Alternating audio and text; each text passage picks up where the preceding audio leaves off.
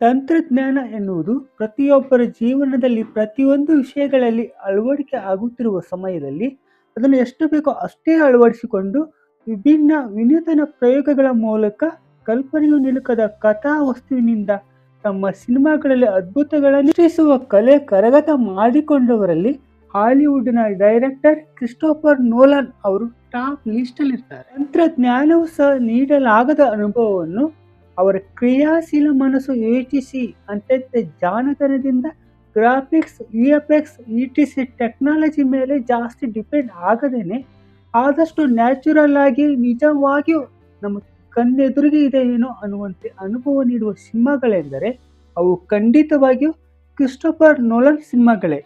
ಇವರು ಡೈರೆಕ್ಷನ್ ಮಾಡಿರುವ ಮತ್ತು ಜಗತ್ತಿನ ಸಿನಿಮಾ ಪ್ರೇಮಿಗಳು ತುಂಬಾ ಕುತೂಹಲದಿಂದ ಕಾಯುತ್ತಾ ಇದ್ದ Hollywood cinema the Odyssey. Recent ಆಗಿ ವಿಶ್ವದ ಎಲ್ಲ ಕಡೆ ರಿಲೀಸ್ ಆಗಿ ಹೌಸ್ಫುಲ್ ಶೋಗಳಲ್ಲಿ ಓಡ್ತಾ ಇರುವ ಈ ಮೂವಿನ ಇವತ್ತು ನಾವು ನೋಡ್ಕೊಂಡು ಬಂದ್ವಿ.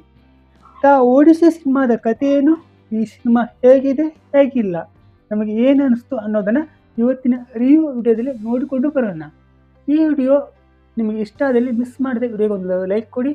ಹಾಗೆ ನೀವು ಇನ್ನೂ ನಮ್ಮ ಚಾನೆಲ್ ಸಬ್ಸ್ಕ್ರೈಬ್ ಆಗಿಲ್ಲ ಎಂದಾದರೆ ಈ ಕೂಡಲೇ ಸಬ್ಸ್ಕ್ರೈಬ್ ಮಾಡಿ, ಪಕ್ಕದಲ್ಲಿ ಕಾಣುವ ಬೆಲ್ ಬಟನ್ ಒತ್ತಿಸಬಹುದು. ಸಂಪೂರ್ಣವಾಗಿ ಐಮ್ಯಾಕ್ಸ್ ಫಿಲ್ಮ್ ಕ್ಯಾಮೆರಾಗಳಲ್ಲೇ ಶೂಟಿಂಗ್ ಆದ ಜಗತ್ತಿನ ಫಸ್ಟ್ ಸಿನಿಮಾ ಎಂಬ ಹೆಗ್ಗಳಿಕೆಗೆ ಪಾತ್ರವಾಗಿದ್ದು, ಗ್ರೀಕ್ ಕವಿ ಹೋಮರ್ ಬರೆದಿರುವ ಒಡಿಸ್ಸಿ ಎಂಬ ಮಹಾಕಾವ್ಯವನ್ನು ಆಧಾರವಾಗಿಟ್ಟುಕೊಂಡು ಮಾಡಿರುವ ಸಿನಿಮಾನೇ ದ ಒಡಿಸ್ಸಿ. ಹೋಮರ್ ಬರೆದಿರುವ ಮಹಾಕಾವ್ಯದಲ್ಲಿ 24 ಭಾಗಗಳಿದ್ದು, ಕ್ರಿಸ್ಟೋಫರ್ ನೋಲನ್ ಈ 24 ಭಾಗಗಳನ್ನೇ ದೃಶ್ಯ ವೈಭವವಾಗಿ ಬದಲಾಯಿಸಿ 3 ಗಂಟೆಯ ಒಂದು ಅದ್ಭುತ ಸಿನಿಮಾವನ್ನಾಗಿ ಮಾಡಿದ್ದಾರೆ.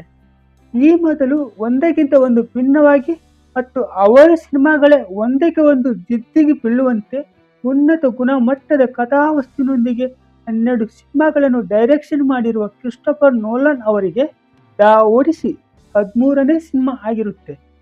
ಹೆಚ್ಚಾಗಿ ಸೈನ್ಸ್ ಫಿಕ್ಷನ್ ಸಿನಿಮಾಗಳನ್ನೇ ಮಾಡಿರುವ ಕ್ರಿಸ್ಟೋಫರ್ ನೋಲನ್ ಫಸ್ಟ್ ಟೈಮ್ ಅತ್ಯಂತ ಪ್ರಾಚೀನ ಕಥೆಯೊಂದನ್ನು ಸಿನಿಮಾ ಮಾಡಿದ್ದಾರೆ ಅಂತ ಹೇಳ್ಬೋದು.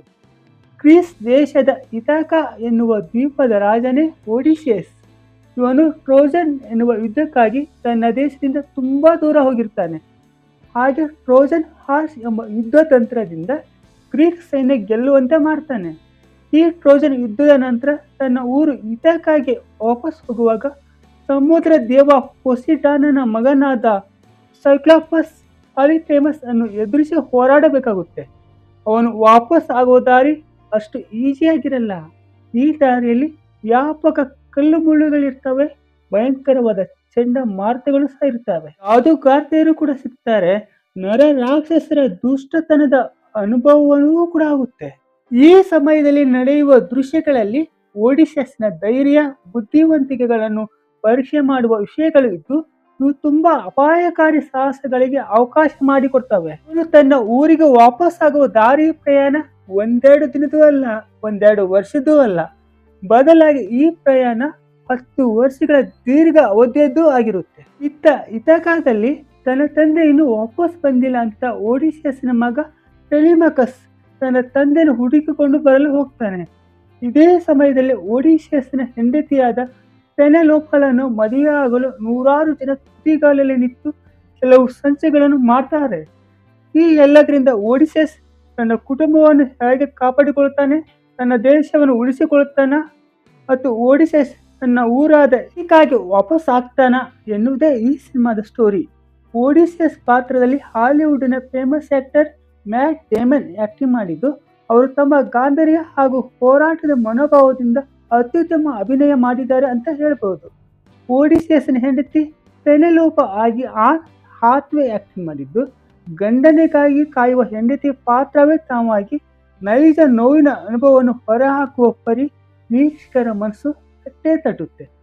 ಇನ್ನುಳಿದಂತೆ ಎಲ್ಲ ಪಾತ್ರಕ್ಕೂ ಉತ್ತಮ ಫೇಮಸ್ ಕಲಾವಿದರಿದ್ದು, ಪ್ರತಿಯೊಬ್ಬರ ಅಭಿನಯ ಕೂಡ ಸೂಪರ್ ಅಂತಾನೆ ಅನಿಸುತ್ತೆ. ಈ ಸಿನಿಮಾದಲ್ಲಿ ಭಾವನಾತ್ಮಕ ಸಂಬಂಧಗಳಿಗೆ ಹೆಚ್ಚಿನ ಒತ್ತು ಕೊಟ್ಟಿದ್ದು, ಹಳೆ ಸ್ಟೋರಿ ಆದರೂ ಈಗಿನ ಕಾಲಕ್ಕೂ ಅತ್ಯಂತ ಪ್ರಸ್ತುತ ಅನಿಸಿ ಎಲ್ಲರಿಗೂ ಇಷ್ಟವಾಗುವಂತೆ ಇದೆ. ಹಿಂದಿನ ಕಾಲದಲ್ಲಿ ಯುರೋಪಿಯನ್ ರಾಷ್ಟ್ರಗಳಲ್ಲಿ ಈ ಕತೆ ಹಾಡಿನ ಮೂಲಕ ಫೇಮಸ್ ಆಗಿ ಮನೆ ಮನೆಗೂ ತಲುಪಿತಂತೆ. ಹೀಗಾಗಿ ಈ ಸಿನಿಮಾದ ನಿರೂಪಣೆ ಹಾಡಿನಿಂದಲೇ ಕಟ್ಟಿಕೊಟ್ಟಿರುವುದು ಸಿನಿಮಾ ನೋಡುಗರನ್ನು ಹಿಡಿದಿಡುತ್ತೆ. ಈ ಸಿನಿಮಾ ಯಾವತ್ತೂ ನಡೆದೇ ಇರದ ಒಂದು ಕಾಲ್ಪನಿಕ ಕಥೆ ಆಗಿದ್ದರೂ ಕೂಡ ನಡೆದ ಘಟನೆಗಳು ನೈಜವಾಗಿ ನಿರೂಪಿಸಿರುವ ರೀತಿ ಸಿನಿಮಾದ ಪ್ರಮುಖ ಕುತೂಹಲದ ವಿಷಯಗಳಲ್ಲಿ ಒಂದಾಗಿರುತ್ತೆ. ಇದಾಗಿತ್ತು ಇವತ್ತಿನ ವಿಡಿಯೋ. ಮುಂದಿನ ವಿಡಿಯೋದಲ್ಲಿ ಮತ್ತೆ ಸಿಗೋಣ. ಅಲ್ಲಿ ತನಕ ಟೇಕ್ ಕೇರ್.